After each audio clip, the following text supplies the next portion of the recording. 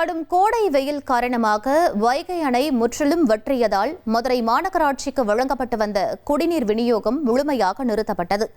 தேனி மாவட்டத்தின் சில பகுதிகளுக்கு மட்டும் ஓரிரு நாட்களுக்கு வழங்கும் வகையில் தண்ணீர் இருப்பு இருப்பதால் அணை நீரை நம்பியுள்ள அனைத்து இடங்களிலும் கடும் தட்டுப்பாடு ஏற்படும் அபாயம் ஏற்பட்டிருக்கிறது.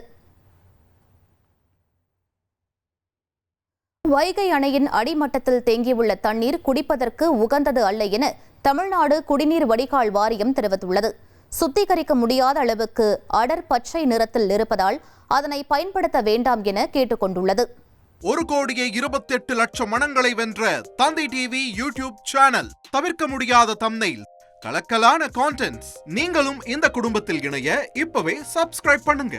அசுரபலம் கொண்ட எங்கள் டிஜிட்டல் கரங்களில் உங்கள் விளம்பரங்களை சேர்க்க வாட்ஸ்அப் பண்ணுங்க. 893988883778. Email advtthanditv@dttv.in.